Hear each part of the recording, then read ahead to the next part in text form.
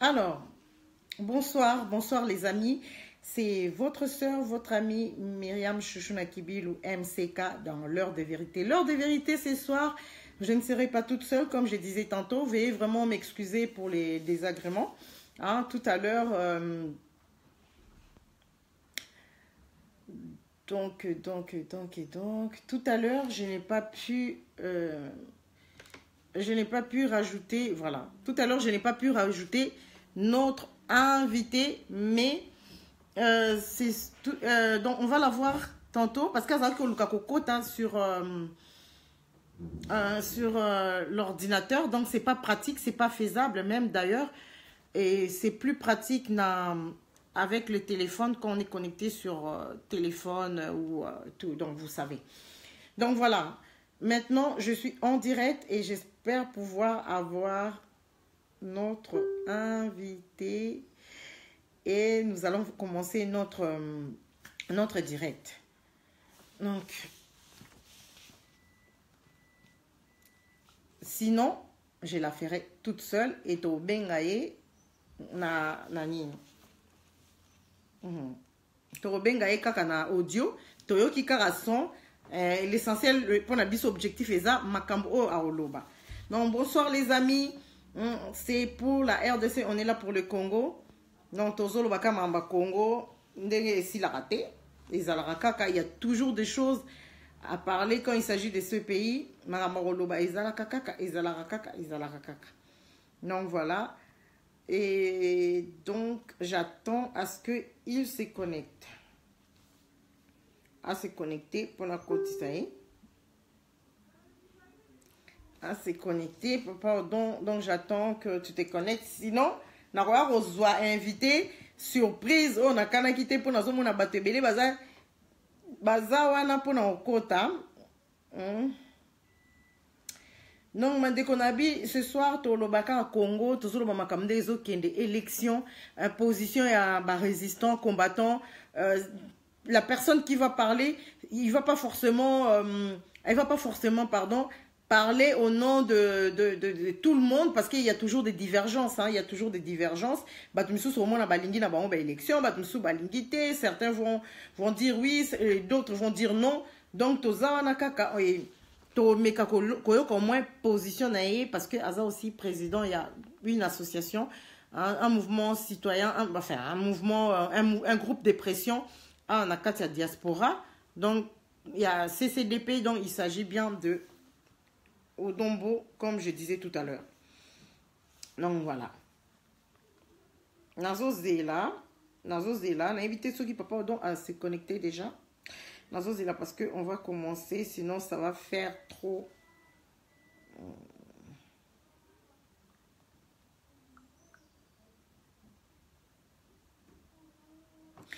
Donc voilà, Bandeko. Naïbi que vous avez un peu de patience, s'il vous plaît, un peu de patience. On va commencer. Oui.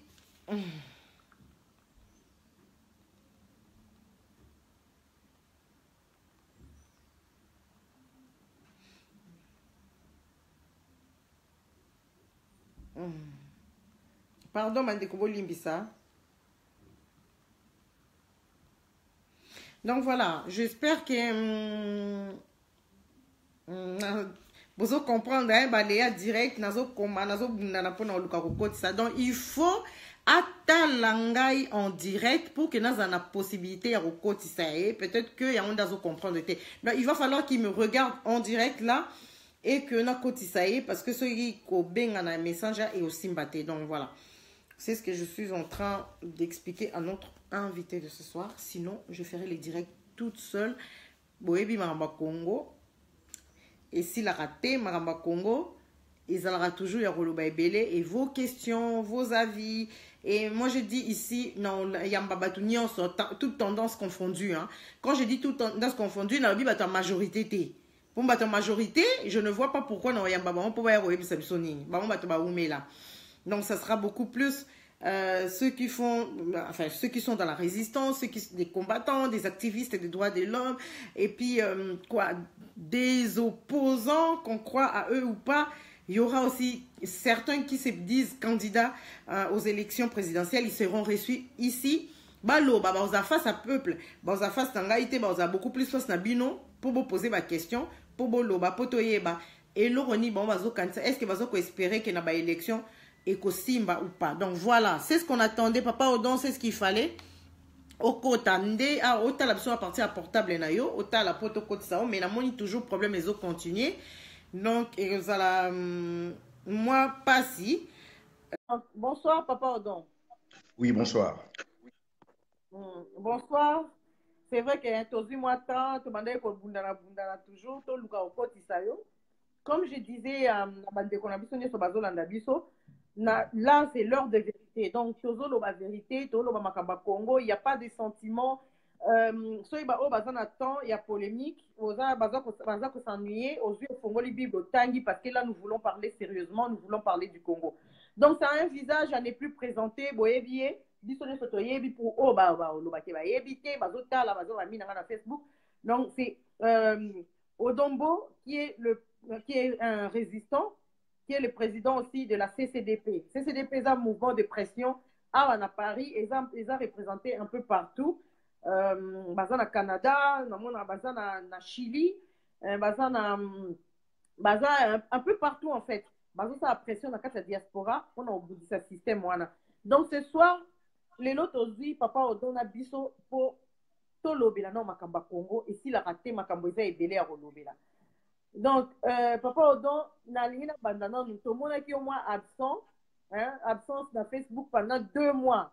Na mon écoute, nous na bouton de comment à comme la kinga, na mon message n'est na retard, n'est na répondre à tout ni ouais, tout le monde a sous colonel Odon Boté, à liembo, à trahir résistance à Kekin, ou bien qu'est-ce qui s'est passé, pourquoi ce retrait, ou bien ça personnel, car on longwe, ou bien craqué au Lembi quoi, au Lembi combat. Ok, merci la question Nayo. Un peu silence dans les réseaux sociaux, ils ont là qui stratégique. Naïbi pourquoi ils ont la raison mon corps personnel on a beaucoup dévoilé en Wawate. Naïbi pourquoi dans qui silence wana. En plus batebele babando quand ça coûte que na bloqué bango. Batebele babando quand ça coûte que na longue Facebook na ba raison mon boy réseau de santé non. Les qui réseau de santé té. Ngai moko naïbi pourquoi na longue Facebook parce que combat la tout ça là beaucoup plus ils appellent un peu spirituel. Donc dans l'ongwa qui Facebook et maintenant je suis de retour. D'accord. Donc voilà une réponse pour nous demander comment on est qu'au cantem ce soit na longola qui biso na Facebook et tout donc vous avez la réponse à longola qui m'outé à loka qui m'outé c'était pour ces raisons personnelles comme il dit hein donc à ce âge on a un peu de recul comme si un peu de recul pour mieux sauter papa dans makambo eza na combat au na Congo oyo eza ebele makasi. Ma question est on va parler un peu de tout les parce qu'il s'agit de Congo. Tomoni ba mikolo yo bazolinga koloba bazolobela mingi makambo ya changement dans la constitution. Na ebité soko landi e bandaki na ngoi mulunda qui a lobby pour problème eza likambo ya ba élection double nationalité o ezobundisa ba opposant bato balingi bakende na ba élection mais likambo eza ya changement ya constitution sur la double nationalité. Baliba banda ko luka ngoi mulunda lobby soki boy to meka ko changer to réviser constitution pour la double nationalité mutunye à se retrouver lobby Hippolyte Kanambe yepa uti ko loba na ko défendre constitution soki moyen sur la loi de la nationalité sur la double nationalité pardon ou bien to changer en mot mais déjà idée wana yo il faut biso to tambola awa ya ya modification constitution diaspora tambola qui est la pression bakokate mais si qu'on se va dire kolobelango est-ce que ça risque de changer pour nous repérer ça va tout sous moi passage na ba élection au ezoya enfin ba élection tout d'abord merci la question na yo posé nga étant que résistant constitution ana ezali charte d'occupation constitution ana basalango sur mesure ya monandek. Tangu bomoni ngoi mulunda il est au service des occupants. Chaque fois ba Rwandais soki ba sali plan na bango avant ba exécuter yango il faut ba luka ba congolais. Batinda bango ba ya comme ba éclairer et après ba ya siko ko appliquer yango. Mutuluko Ngoy Mulunda na ebité sokaza d'une devant peuple congolais à l'obéna makambo ba constitution na bango ya bidon wana. Donc bapaya oyo ba occupé mboka na biso bazo manipuler toujours ba congolais pour l'intérêt ya ba rwandais. Problème à constitution ils ont un rapport mon côté et pas na biso ba résistant. Parce que biso to considérer ka constitution wana te. Parce que constitution wana soki mona ndekaninga de tango lelo mais depuis 2006 tango bakendaki ko travailler constitution na Liège basala kango pour l'intérêt à mon ndeke na 2011 ils ont toujours pour l'intérêt na ye et pourquoi pas na 2018 ou 2019 ou 20 et comme en faveur ya peuple et comme en défaveur ya ye mona wana ils allaient plan toujours ya bapa ya bazo sala pour na ba disa ba congolais. Donc étant que résistant nakoki vraiment ko beta masolo ya ba constitution na te parce que pour na biso to mona kango ils allaient charte ya bapa. Donc voilà. Constitution, ils allaient charte ya bapaya, comme répond comment Papa Odon. Maintenant, on a la ligne ba élection pour déjà sur boy constitution oh. Bango ba ke ba élection. Ah, tout le monde ba combattant misusu, to ba résistant misusu ba komo lobela ba élection. Élection ils ont ça mbilinga pour ba favoriser nani. Soriano comme tu le dis donc alias Moïse Katumbi, baté sous Soriano aya sous aya wan aya ko azala candidat na ba élection ou bien ils ont qui parce que ma ba élection un résistant misuni yo zo tala ba élection ba bazo loba ndenge ni pone tinga so to bito zo solo là comme to zo solo là o zo maloba ka en lingi élection na zala ngo pourté na éviter point de vue na yo en tant que résistant j'espère que aux ala kutu côté ba radical. Bon soko tali mikolo yo ba kotisi ba congolais na embrouillement ba memi ba congolais na piste moko ya distraction. Même na banzela ba réseaux sociaux même na bango bato bazana Kinshasa en plus tango olobelo ko moko ake ba combattant moko bope ba komi ko soutenir ba élection ba rwandais musana bango ba salini ba rwandais ba travailler bato na Congo et ba epi ko travailler bato na diaspora ba rwandais ba yebi ke congolais ko kakanzala te congolais alingi mbongo kolika mabele na ye et kaka na kati ya ba combattant wana baza pe na ba oya bango batu na bango mais batika bango bazala kaka ba soi-disant combattant mais baza siko na service ya bapaya pe batindaka bango bo continuer ko sala ba vidéo bo continuer ko lobaka mboka eza occupé mais musala na bino bando salaka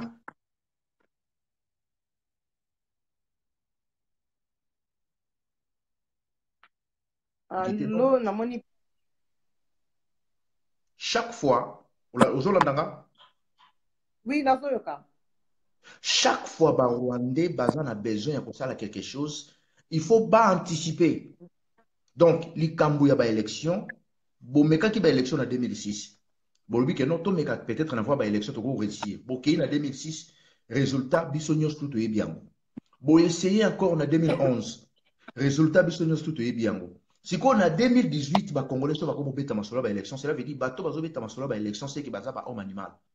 Pour la situation tout ça nango lelo so mutabando lobela élection na Congo automatiquement aza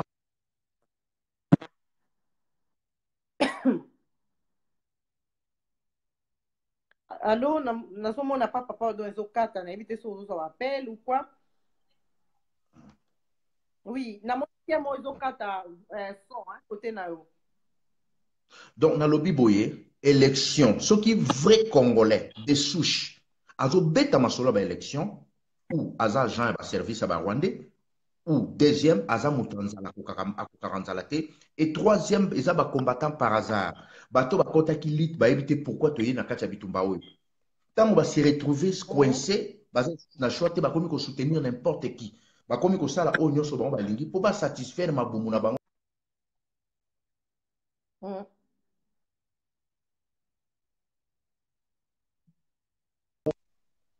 Et là on a beaucoup le c'est ça.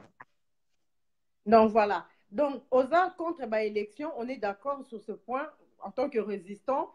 Tout le monde va résultat, il est en 2006, il est en 2011, ça a été toujours pareil. Donc, formule magique et zaté. Et maintenant, puisque il y a élection, Kanambe Arolongwa Ndenge Nini, nous avons prôné ici dans la diaspora soulèvement populaire. Tout le soulèvement populaire et tout au lingui peuple à téléma. Mais peuple soka télémi, tout le monde a pu côté batu pe ka tozana kati ya résistance bazoloba mosengo abomisi bato oyo bapoliticien babomisi bato mais finalement solution eza nini en tant que résistant point de vue na yo et aussi en tant que président ya CCDP po toyebi ke soko olobi na compte ya nini na bino quoique yo moko personnellement ata oboyi bien nde nini ngai nayebi ke oza appareil côté puisque tu l'as dit mais tu t'identifies na monsieur Honoré Ngbanda ye mpe soutenaka soulèvement populaire sikoyo nayebi te yo oza kosoutenir soulèvement populaire wana et puis soki ozosoutenir yango ekosalama ndenge nini soki tozoboya ke basango babimisa bato soki mpe tozoboya ke bapoliticien babimisa bato. Ok, merci na question otuni ngai nazolinga na répondre yo mpo bato comprendre. Chaque fois biso résistant toza koemploye langage moko boye soki tobimisi eloko moko boye oyo ezali intérêt ya bakongolais nyonso mpo tosikola mboka barwandais il faut baanticiper baleki na nzela ya basango basali soulèvement na bango bidon oyo ebomisi bakongolais a contrepartie na butu basango mosusu bazolia na barwandais. Ce n'est pas que tous les sango mais il y a quelques têtes oyo pe bazwi kanyaka bazolia pe na barwandais. Soulèvement populaire obiso tozosenga na RDC ezali ke soki bakongolais babimi na libanda bakozonga na ndako kaka so tobengani bapaya. nakopesa exemple moko tomonaki na Tunisie jour batunisia babimaki mpo babengana Benali moto azongai na ndako azalaki te. Jour baégyptien basalaki eloko na bango mpona babengana Hosni Moubarak moto azongai na ndako aza te. Yo mona wapi bobimisi bato bakufi ape boyisi bato bazonga na bandako lobi après 2 semaines bobengi so bato bamala balabala. Donc boza kodemobilize bato moralement parce que moto déjà akufi akolinga su te ke mwana na ye to voisin akufaki wana pe susu akende kobima parce que nandak bosali repli c'est là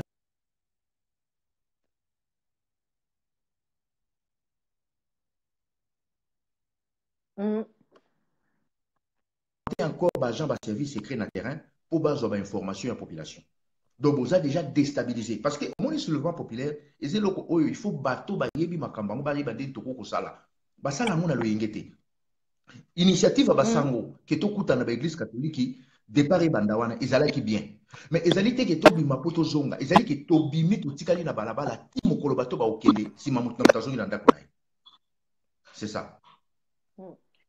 Mais si il y a bino, hein, bino le quoi il faut soutenir soulèvement populaire, il y a ba résistant, il y a biso ba combattant et ça la macon. Si qu'on photo de la sous-nini, nani ya rosala yango, est-ce que batu baza na terrain parce que chaque fois que tozo landa ba combattant a oyoka, tozo na batu na biso na terrain problème ezate bozela kaka.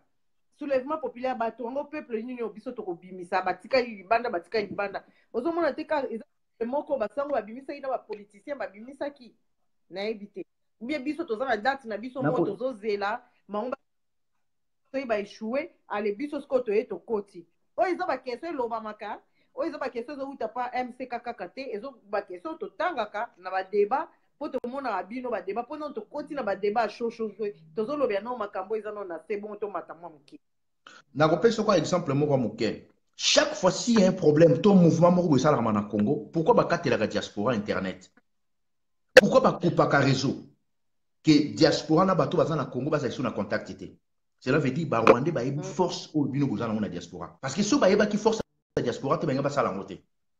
So ko tali vidéo moko bona kisangani bana moko boye bazolo ba ke no mboka eza occupé boye bitike occupation ezali non langage ya occupation euta na diaspora parce que ba Rwandais na ba service na bona ba collabo basala ka tout ya ko empêcher mo ya occupation ekota na Congo. Prévenez déjà bato baza na kati ya nzala. Si vous avez internet na Congo, ils ont une difficulté pour la même vidéo pour télécharger. Mais si vous avez un pays moussou, au moment où ils ont facile. Donc, bapaya, bazwa ki fibre optique na biso, ba tekela ki yango entreprise moko ba sud-africain pour ba congolais baza na difficulté ya kolanda biloko ezo sala manakata ba réseaux sociaux. Donc, tango déjà bapaya wana ba katela ka ba ndeko baza na Congo. Internet, ba kataka yango pona biso na bango toza na liaison te. Donc, ceux qui Rwandais va considérer comme ça malibanda te, mais ba kataka biloko wana te. Ba yebi force ya diaspora. Mais diaspora bango moko bazali ko ignorer force na bango pona lokoso pona nzala. C'est ça le on a beaucoup ba ngwana. Diaspora bazali force na bango pona lokoso pona nzala, c'est vrai ça nous avons vu Torote mapena beaucoup plus te ba combattant o bazolanda ba politiciens ceux qui ba ye a biso batu ya boy biso bato mosusu babimaki ya biso bato bacibala bato ya boye après bango moko susu bachange tomoni mais tomoni lisusu video moko wana na okende kutu 4 chemin te nalandaki interview na yo osalaki nani na chaîne na bino ya CCDP sur YouTube en live et nalandaki sous intervention na moko la avant où ozo dénoncer ba combattants au bakendeki Rwanda. Alors ceux qui ont mabe nde ba combattants bakendeki Rwanda nga naza na opinion nanga mais yon discours na minute oza face na public ya na ye na question pa na o siko so to boy bato wana bakendeki Rwanda nga na mona ope normalité bato bazosala biso mabe boke su kosenga bango pouvoir bandeko wana balobi ke non tozosala diplomatie secrète diplomatie ya likolo toke komona barwandais enfin toke na Angola bango balobi baza na Angola mais na interview nayokaki papa Odon olobi baza na Rwanda. Est-ce que soki baza na Rwanda tokokondane bango po biso moko mpe atanke tozala kosala bamarche tobandeki kokende kotika bamemo na bambassade ya Rwanda tokoke kotika bamemo na bambassade d'Afrique du Sud na bambassade ya France Belgique et tout na Élysée même tosala yango. Est-ce que sikoyo soki bango bake sur place parce que bato bakoma kolinga fo kokende na terrain bake na terrain bakoti soki na Rwanda yango bake komona Paul Kagame ou bien soki nani nayebi mpe te soki bamonaki ye. Est-ce que wana mpe eza mabe tocomprendre yango ou bien tocondamne ndeko Kieli Fiston namoni aza chaud na bacommentaire papa azo koencourage nazotanga bacommentaire na yo vite fait mais moyen aloba yango eza te toopesa nao maloba pa papa Odon. Allô papa Odon. Donc nayebi te soki akatani non il est là il doit être là pour répondre au bout. Allô Zolanda malam Zokanga. Allô Zolokanga très bien. Oui très bien. Ok merci. Eza lokola moto azobundisa ba demo moko boye ba occuper nzoto na ye. Azokoka kolongola ba demo na nzoto na ye te po sikoyo asala effort ba demo na balongwa ate sikoyo ko associer Satan po Satana aya ko benga na ba demo na nzoto na ye. Donc eloko oyo bandeko na biso musu bazosala. Ndakomeka quand même ko relater moi histoire ngo moke selon ma information oyo naza nango moke.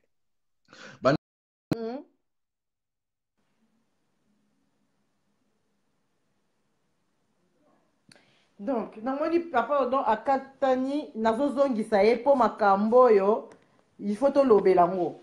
Donc bandeko oyo bazolanda biso namoni un Rwandais qui est fier de l'être à côté de biso papa Odon nazongisi po ba bi question eza malamu il faut ba réponse pe ezala malamu donc reposer question bandeko oyo babi bake kosala diplomatie soi-disant diplomatie sur le terrain. Naza na question na yo nako répondre yo déjà naza déjà na question.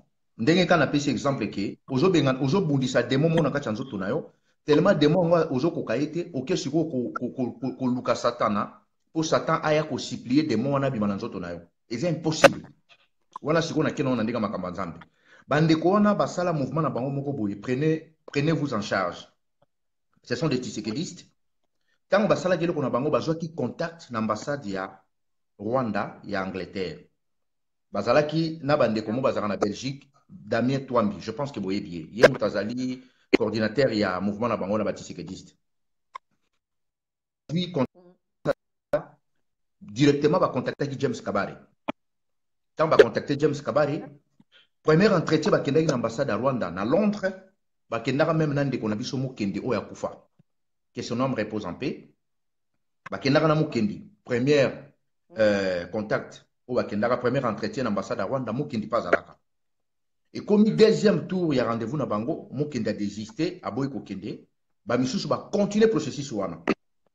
Après ba yeko sa bango ba visa. Ba banda qui démarche on a la fin 2017. Fin 2017, début 2018. Quand on va pesi bango visa, Damien Twambi a boyiko kende.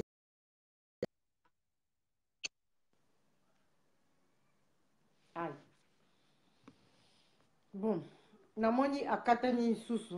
Donc là, je pense que bandeko bozo landa namoni ba commentaire eza awa moyena tanga nyonso eza te nazolinga namoni akatani peut-être qu'azui coup de fil na oluka nazongisa ya papa donc poto sisa makambo.